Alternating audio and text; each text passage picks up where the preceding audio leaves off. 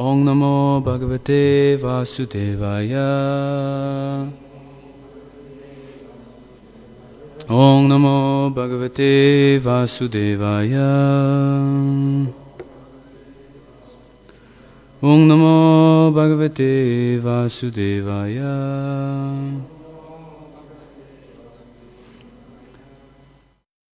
Reading from Srimad Bhagavatam, Canto 4, Chapter 7, Text number 40.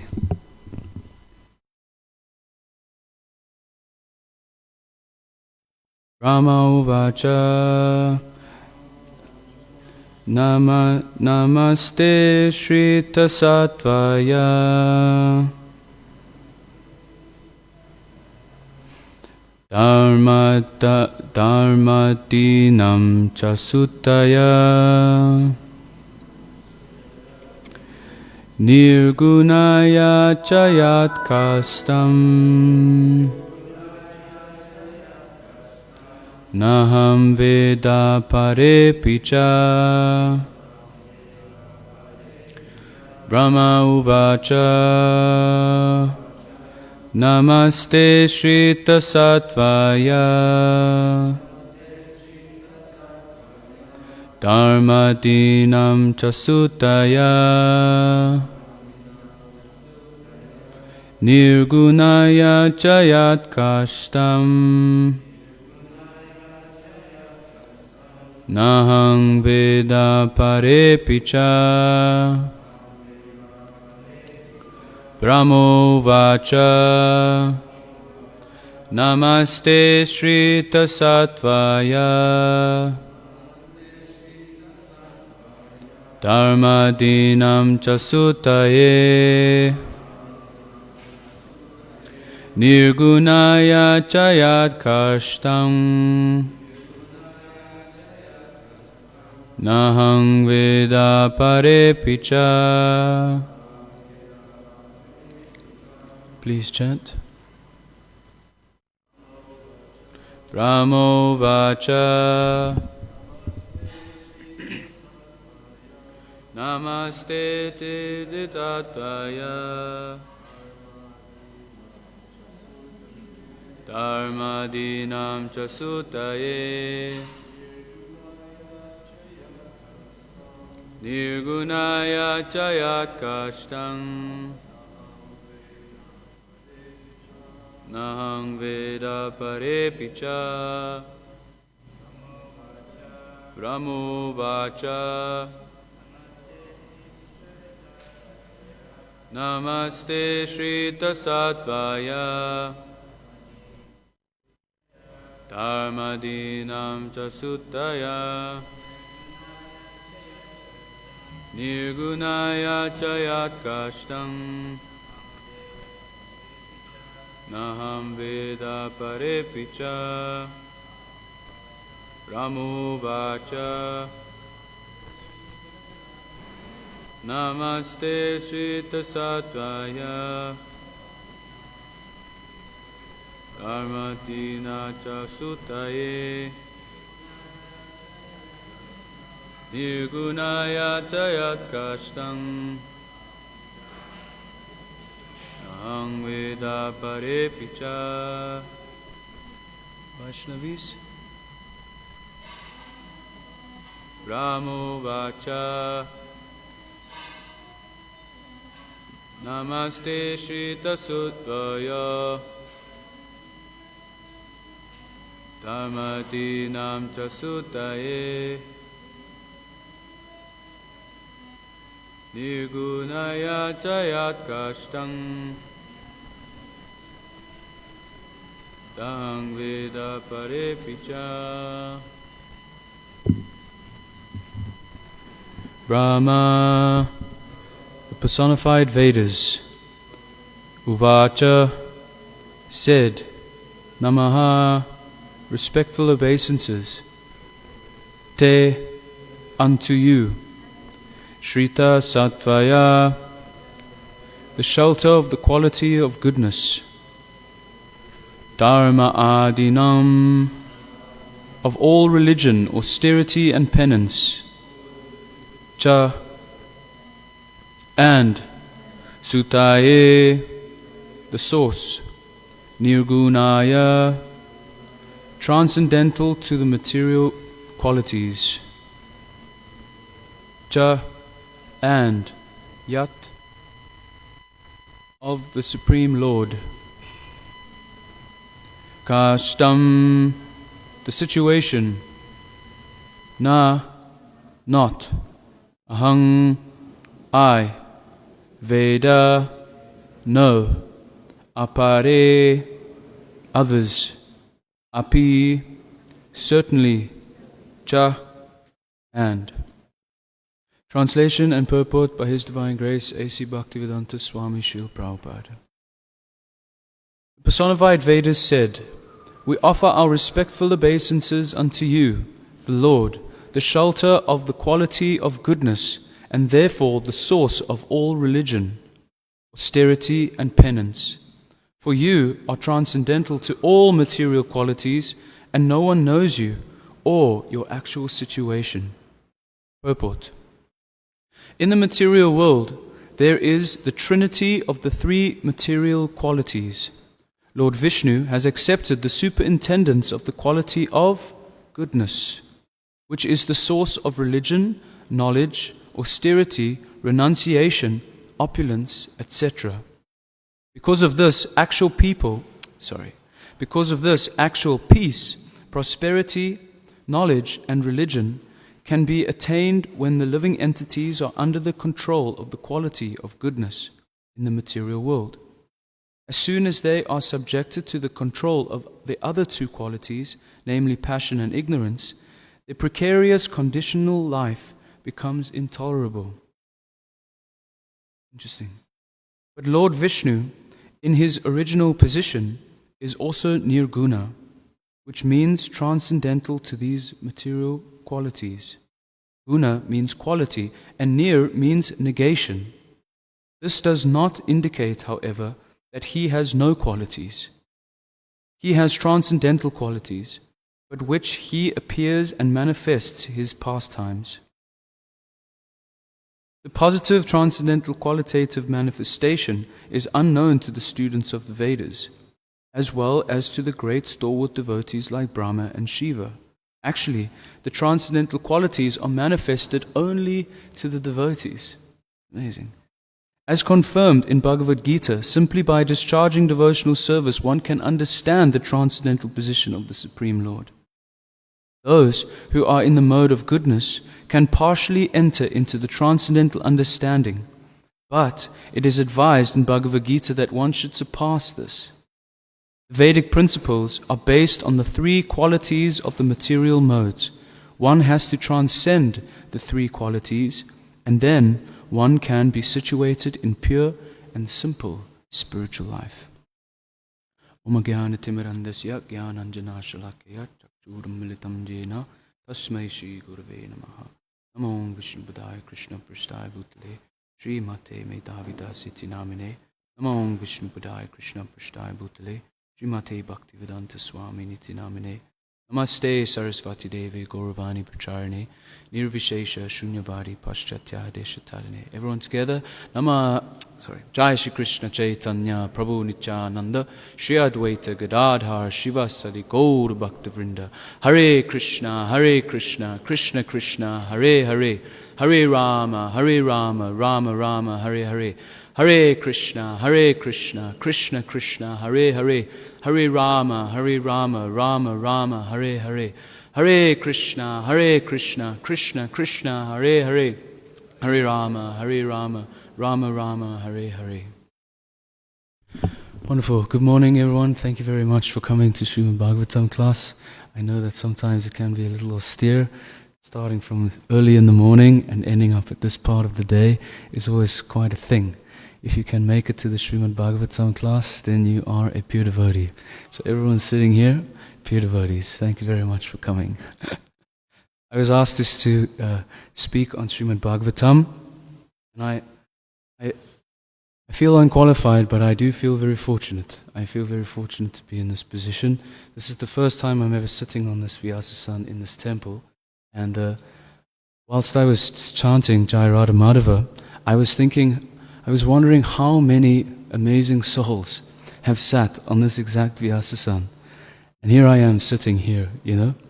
So on the one hand, I do feel very unqualified, and I know for a fact that I do not have any qualifications to actually speak on this wonderful book, this information.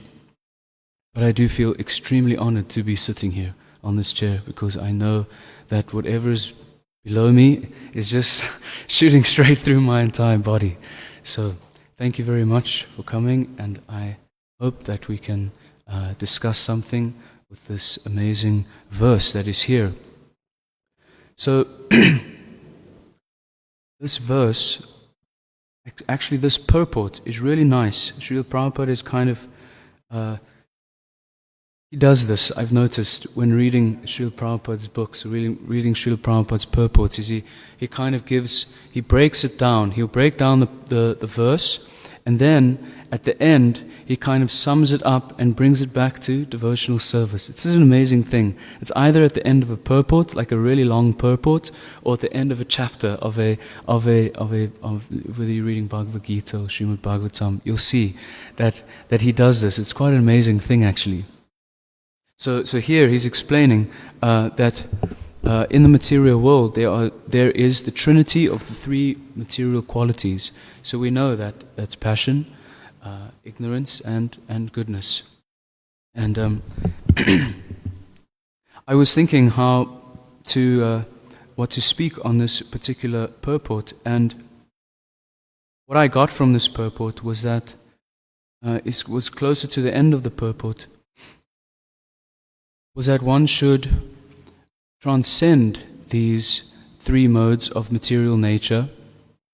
And what is interesting about that instruction is that Prabhupada says in here, which is really amazing, that the positive transcendental qualitative manifestation, I mean that's a mouthful on its own, is unknown to the students of the Vedas.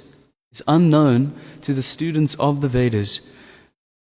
Let's just hear this again. The positive, transcendental, qualitative manifestation, I mean, those words are just far out, is unknown to the students of the Vedas. The students of the Vedas. I mean, we think about who are the students of the Vedas, you know. So many amazing personalities.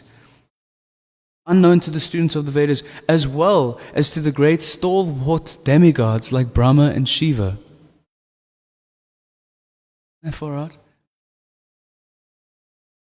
Actually, the transcendental qualities are manifested only to the devotees. Incredible. It's such an incredible thing. I mean, just those lines in itself, they're just so profound and so positive and so enlivening to know that here we are sitting in this beautiful temple, trying our damn best just to stay awake whilst we're chanting Hare Krishna, but still we're here practicing Krishna consciousness, endeavoring for Krishna prema. And it is only by that endeavor that we can actually understand the qualities, the positive, transcendental, qualitative manifestations of Krishna. Incredible. As confirmed in the Bhagavad Gita, simply by discharging devotional service, one can understand the transcendental position of the Supreme Lord. One can understand the position of the Supreme Lord. Those who are in the mode of goodness can partially enter into the transcendental understanding. So we try every day, you know. We wake up in the morning, we shower clean, we wear clean clothes.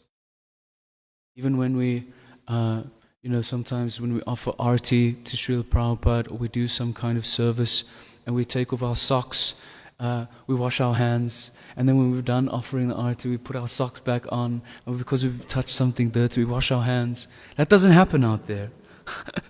They don't care about washing their hands out there. Neelachal, Chandra and myself, we just came on a 27-hour bus ride from Cape Town. It's a long journey, you know. None of those people on there were thinking about washing their hands after touching their socks, after eating, after going to the toilet. So the mode of goodness is a really special thing, actually.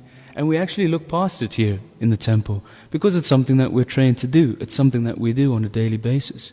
But it's so amazing actually, this mode of goodness. Being in the mode of goodness is it's so refreshing. I remember actually when we went to Johannesburg, we were standing at the bus stop. We went up for Lenasia Rath Yatra, and we went from the temple into the bus station, and I could actually feel the difference, of the quality of the mood and the atmosphere. It's just completely different. You can smell, it's like it's really not nice. So the mode of goodness is really amazing. But those who are in the mode of goodness can partially enter into the transcendental understanding. So the mode of goodness is nice and it's good, but that we can, if we're trying to really understand the position of Krishna, if we're really trying to understand who he is and who his devotees are, his pure devotees, then we have to surpass these modes. I remember one devotee told me that His Holiness Kadamba Kanana Maharaj said that even the mode of goodness is you can become attached to the mode of goodness, and it can become a distraction. It can become a distraction to your spiritual practice. The Vedic principles are based on the three qualities of the material modes. One has to transcend the three qualities, and then one can be situated in pure and simple spiritual life. I like that little word, simple, because it's always something that I've tried to cultivate in my own personal life, to try and just be simple. The mind always tries to complicate things, isn't it? It tells you, okay, you've got to do this, and you've got to do this, and you've got to do this, and then you've got to do all these things. But there's this abbreviation called KISS, Kiss. Keep it simple, stupid. That's what I try and tell myself. Keep it simple, stupid. Just keep it simple.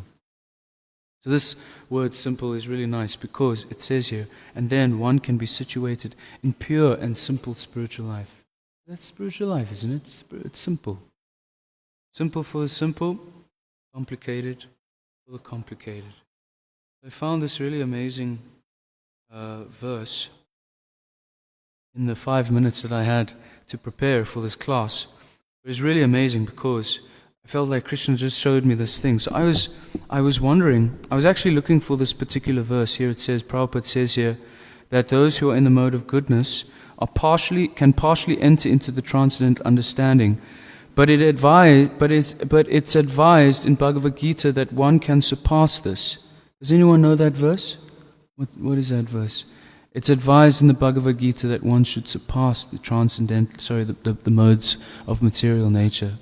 Does anyone know?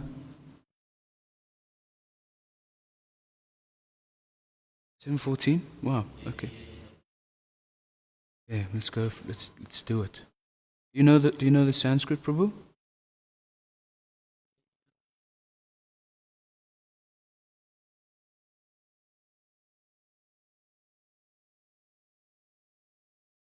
Amazing. English? You know the English?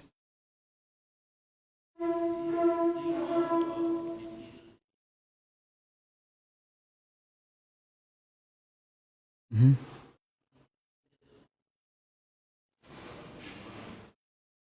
Nice, Prabhu. Thank you.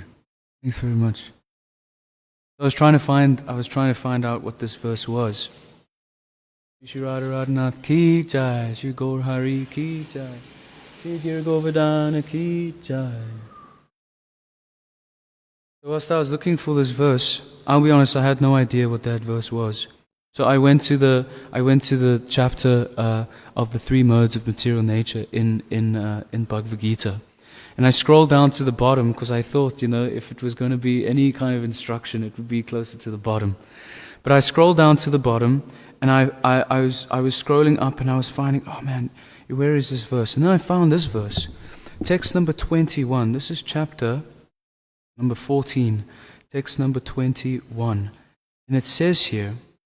Arjuna inquired, O my dear Lord, by which symptoms is one known who is transcendental to these three modes? What is his behavior, and how does he transcend the modes of nature? I thought that was so wonderful, actually, because, okay, it's nice to think okay, so we have to transcend the modes, and that's nice, and then we're on Shuddha Sattva, pure goodness, and then we can actually understand, we can understand Krishna, his pastimes, and those wonderful things. But Arjuna is inquiring here, how do we know, actually? How do we know who's on that platform? So then Krishna says here, this is amazing.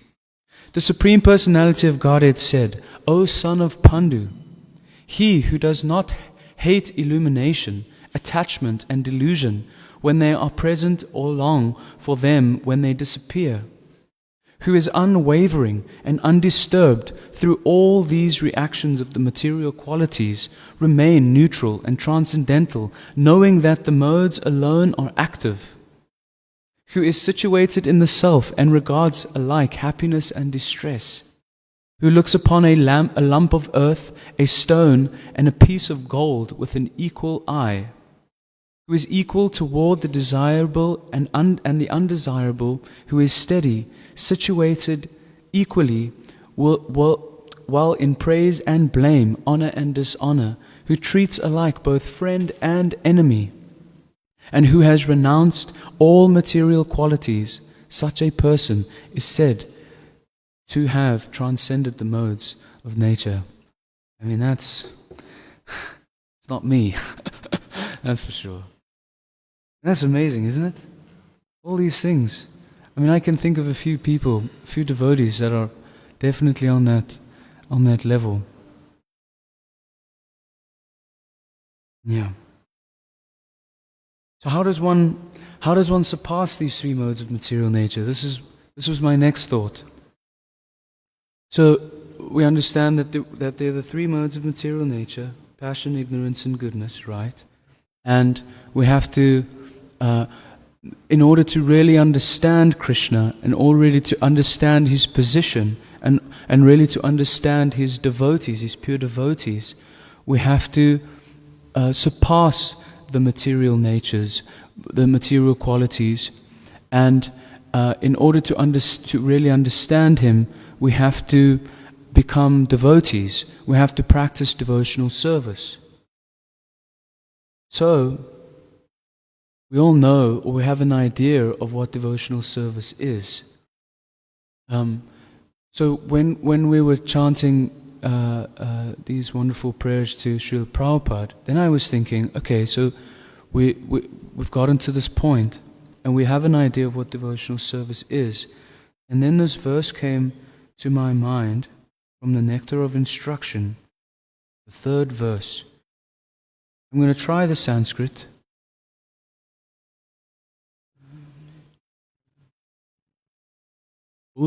Utshaham nischayat teryat tatat karma pravartanat sangatyagat sato vrite sadbir bhakti prasidyati.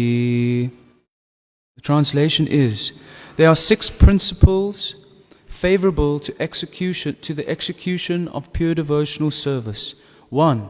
Being enthusiastic. 2. Endeavoring with confidence. 3. Being patient.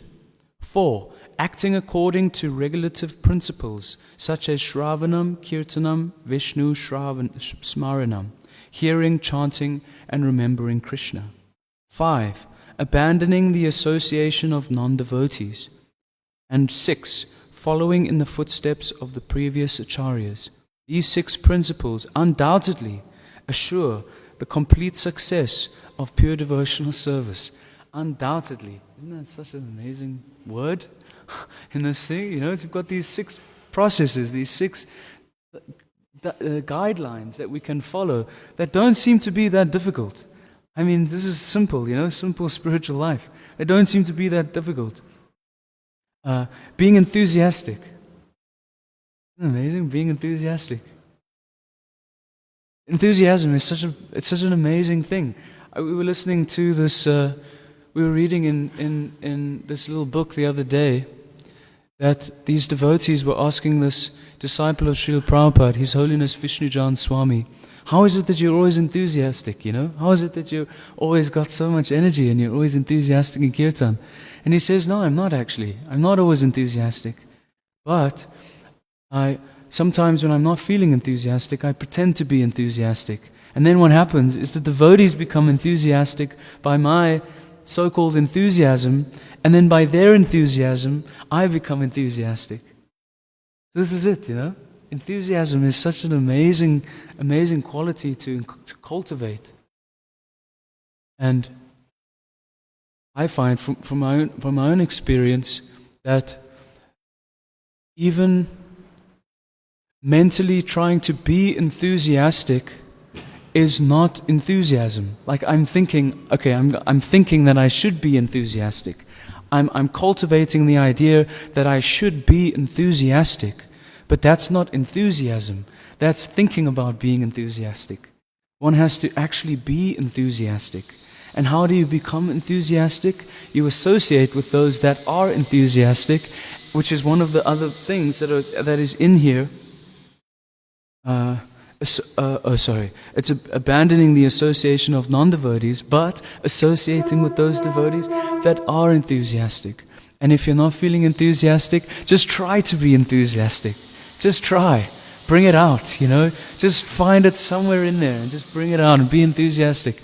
Arjuna Prabhu, when he dances, it's just like you can't help but smile. You can't help but want to be a part of it, You can't help but want to be a part of his enthusiastic dancing. Enthusiasm is so amazing. Endeavoring with confidence. Endeavoring with confidence. What is this confidence, What is real confidence? Confidence, you can say, is being confident in oneself, right? Or being confident in, or having confidence in what you know, having confidence in your talents or your qualities. But actually, real confidence is knowing that Krishna is in control. There's real confidence. You know that He is controlling the entire situation. And if I take a step towards Him, He's going to take 10 steps towards me. Whatever I do in devotional service, He is going to be there. He's going to be there to help me and to guide me and to show me. So these six principles are favorable for the execution of pure devotional service. And if one practices them, if one cultivates them, then one can surpass the three modes of material nature and really understand who this little boy is. I don't know about you, but I really want to know. I want to love Him. I want to play with Him. I want to dance with Him. I want to feed Him. I want to dress Him. I want to wash Him. I want to do everything with Him. I don't want to be stuck here in this material world anymore. And Prabhupada's giving us here the clue. He's telling us this is how you do it. This is how you do it. You become enthusiastic. You endeavor with confidence. Okay, patience is needed. Yes, that is one of the quality. That is one of the principal things here. Patience is definitely needed. But by having that confidence and by having that enthusiasm, patience is easy actually, because you're just so always enthusiastic. You always just want to do things. Okay, let's go and hurry now. Great, let's do this thing. Or let's go to Gora Arti. Let's go take some prasadam. Let's associate. Let's read together. Let's do all these things together. So, if we try to follow these 6 principles on a daily basis, and we try our best to stay within the mode of goodness, and we can surpass these 3 modes of material nature, and we can become one of these devotees that Krishna speaks about in the 14th chapter, text number 22 to 25. So I'm going to stop there. I'm going to ask, firstly, I'm going to ask if there are any comments.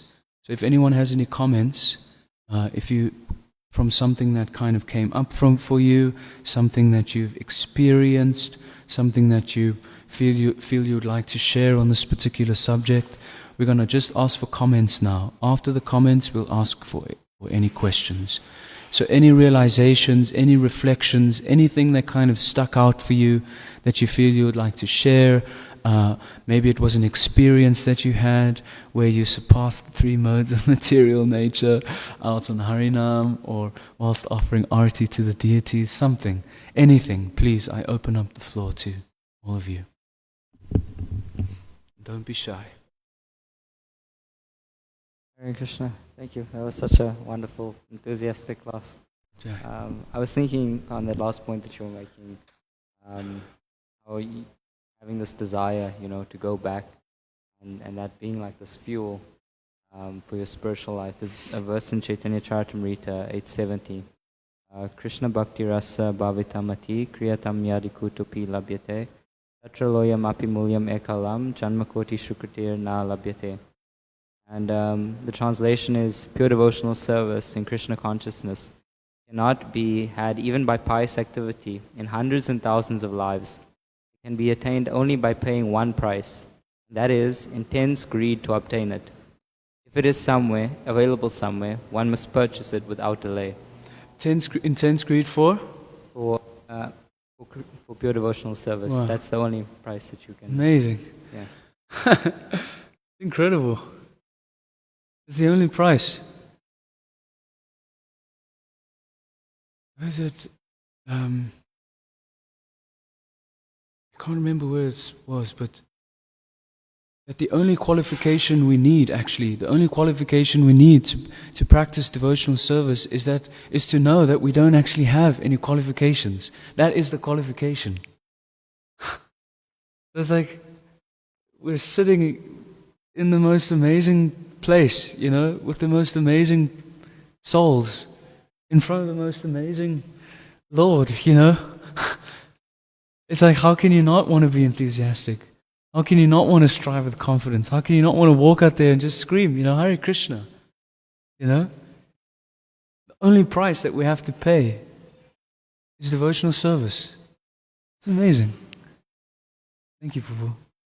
It's really nice. Where was that?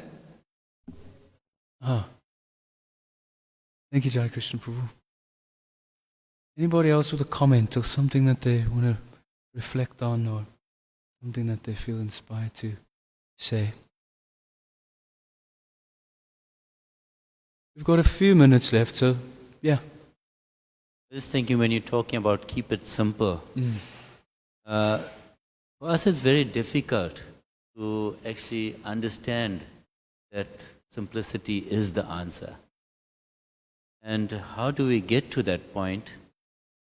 Yes, there's all these anathas in the heart and all these things that prevent us from being simple. And the simple way to purify that heart is by the chanting. But the chanting again goes on different levels. So we start off with all our anathas and all the faults, but we should try to get to the stage, because the chanting is in the three different modes as well. Yes. Goodness, passion and ignorance. But we should try to get to that stage where the chanting is in the mode of goodness. And in the mode of goodness, again, it's very simple. All you have to do is follow two things. Ravana, Kirtana. That's all. If there's anything else, walking, talking, reading, or anything else in between, it's complication. So you just sit one place, say the holy name, hear the holy name, and that in itself is the answer. Amazing. And that will purify the heart of all the anathas, all the dirt in there. And what are you left with? All that is pure, because you're talking about the mode of goodness. So the mode of goodness is not something that we have to work very hard for. All we have to do is just chant sincerely. Thank you. Thank you so much, Prabhu. That's really nice contribution. I can hear that you've realized that actually. Your understanding is quite deep in that direction. So thank you very much, Prabhu. Thank you. Anybody else? Yes, please, Prabhu. This is. I just want to share my own experience. If I'm feeling like, I'm not enthusiastic, I just try to remember about Srila Prabhupada, because he went through, whole thing, so many troubles. His disciple just went away, people just cheated him with money, so many things. And and now I just try to remember, we have so many records, letters with Srila Prabhupada, and I can't remember if he was at one moment not enthusiastic. Yeah. I don't remember. Sure. Even if, his disciples said to him really bad things, he just laughed or something like this. Yeah, sure. Thank you, Prabhu. Thank you. I just thought you were talking about confidence. You said real confidence that Krishna is in control, so that's a good point. But if you're confident that you're going to reach the goal, then you'll become patient. Very nice point. Very nice point. Yeah, then you'll become patient, yeah. That's nice. That's very good. And also it's like, for different devotees, different things are favorable for their devotional practices. Like some things may be favorable for one person, may not be favorable for That's another. True. Yes. One has to figure out what's most favorable to him. Thank you. Thank you. It's a very nice point, Prabhu. Thank you. And what kind of came up for me just as you were saying that is the importance of relationships, and it's a meditation that has been with me for such a while now. And why I say that is because to really help somebody to go deeper, there needs to be that relationship. Why? Because if you have a good relationship with somebody, they can help you in so many ways. They can say, excuse me, Prabhu, I don't know if you are actually doing the right thing. Perhaps we can try something different, and then that person can kind of grow and realize that, okay, yes, I was making a mistake. I can change the way I'm doing things.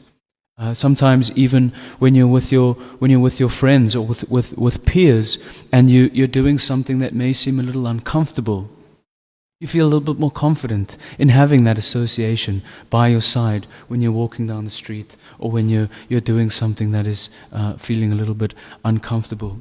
But the point that you're making, Prabhu, which I think is really a valuable point, that we don't really know to actually try and find out what it is that we are inclined to actually do. Sometimes it helps to have somebody who can guide you or show you or encourage you in certain ways. If you see that your friend is good at writing, if he is a poet, or if he likes to write in his journal and he writes every day, then you encourage him. Perhaps you should start writing blogs, that you can share online, so that you can preach online. If you see somebody likes to cook, and you want to, and you can see that they're struggling a little bit, but you can help them a little bit. You can help them and encourage them. And then in that way, especially the more senior devotees, because you've been practicing for so long, you've seen so many devotees coming in and going out, for you to see, you can see actually what are these people, what are they inspired to do? And by that, you can encourage them, you can bring that out of them. Oh, this person likes to dance, so next time I chant Hare Krishna, I'm going to call them, I'm going to push them into the circle, and then they dance, and then it makes everybody happy. So like that, the relationships I see are so important, because you can actually help one to find out what it is that they're inclined to do, what is it that they're inspired to do actually. More inspired to do than inclined to do. Inspiration has to be there, Yeah, thank you very much, Prabhu. Very nice point. Yes. Can I ask a question? Yes, unless if there's Matajis that want to say something, just in terms of comments. Nothing? Okay. Yes, please, Prabhu. Based on purport, the positive transcendental qualitative manifestation is known to the students of the Vedas as well as to the great demigods like Brahma and Shiva. Actually, the transcendental qualities are manifested only to the devotees. Does it mean that Shiva is non-devotees? Because it looks like opposite here. It's a good question. It's a good question, actually. I was wondering the same thing. Yeah, I was wondering the same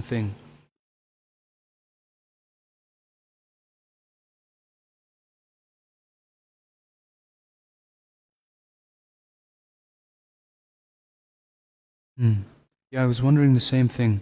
I don't actually know. I'm going to be honest. I don't actually know. It's a very good question. And if somebody could help, that would be great. So the question is, there's this line in the purport that says, the positive transcendental qualitative manifestation is unknown to the students of the Vedas, as well as to the great stalwart demigods like Brahma and Shiva. Actually, the transcendental qualities are manifested only to the devotees. So Prabhu is asking that Lord Brahma and Lord Shiva, are they not considered to be devotees? That's what the question is. I mean, from my understanding, they are devotees. From my understanding, Lord Shiva is the topmost devotee, you know? It's a very good question. Thank you, Prabhu. And please. Yeah, you find that when we look at this universe, the universe is divided into 3 planetary systems: the heavenly planets, the earthly planets, and then the Patala regions, the hellish planets. So, which planet is it that is required to practice bhakti? It is only the earthly planet. Okay. Nice. Then when we look at now the heavenly planets and we think, wow, they are so well situated. They are in heaven and they got all these opulences. Those opulences are bewildering. And Krishna says that in Bhagavad Gita, Bhogeshwara prashaktanam tyapartha chetasam vya visatmika buddhi samadho na vidyate. In the minds of those who are too attracted by material opulence and are bewildered by such things, the resolute determination for devotional service unto the Supreme Lord does not take place. Sure. So you think that opulence is good? No, it's not. It's actually a deterrent. Then those people in the Patala regions, in the hellish regions, are suffering so much. They don't have time for Krishna. And this is where we are so fortunate to be born on the earthly planet. And this is what the demigods are envying us for. And included in the demigods are Brahma and all the others. Sure. Because only on this earthly planet can we get engaged in devotional service. And then when we engage in devotional service, that Bhaktalata beach can sprout only from the earthly planet, not any other planets. That's wonderful. I just reflect what you're saying. So you're saying that there are the 3 worlds, right, within this material manifestation: the heavenly planets, the middle planets, and the lower planets, the hellish planets. And the best place for devotional service is actually this earthly planet, because the heavenly planets, they've got so much opulence and they've got so much sense enjoyment that it's very difficult to actually practice devotional service. And the lower planetary system, they're just trying to, deal with all the suffering that's happening down there. So you're saying that we're so fortunate to actually be on this material realm because that's where we can practice devotional service. It's a nice point. Although I still have the question, I still feel the question is that Lord Shiva and Lord Brahma are still devotees. So even though that is the case, and it's a really wonderful point, and I can get it for myself, but they are still devotees. So how is it that they can't understand?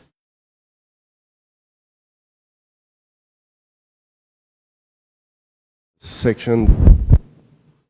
Just that sentence. The whole part Just from that sentence, yeah. Actually, the transcendental qualities The positive transcendental qualitative manifestation is unknown to the students of the Vedas, as well as to the great stalwart demigods like Brahma and Shiva. Okay, so the absolute qualitative manifestation, would that not be, I'm just trying to understand, would that not be a more personal conception Nice of the point. absolute truth, instead of Narayan, that Lord Shiva and Brahma might be a devotee of, in that sense, to form a function of serving in the material world? It's a good point. So you're saying that by understanding actually who is Krishna and his personality, not the Narayan form or anything like that. Is that what you're saying? So there's depth in depth in realization of what absolute truth. Yeah, it's true, isn't it? Because Lord Brahma, he steals the cowherd boys and the calves from Krishna, saying, "How is it possible that who is this boy actually?" You know. So that's a very good point, actually. Nice point, Prabhu. Is that okay, Prabhu? Are you satisfied with that? Okay, what is it then? What else do you want to know? What else is there? What do you want to understand? Let's really understand it. If you're not satisfied, then let's really understand what it is that you want to.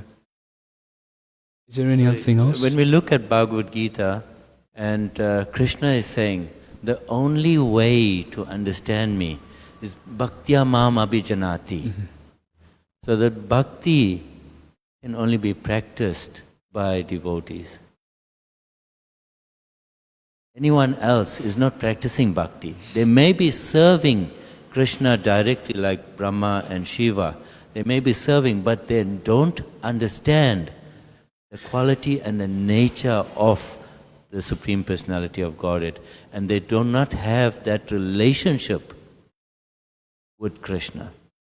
They have a relationship of awe and reverence, that the Supreme Personality of Godhead is the boss. But they do not have a relationship of bhakti.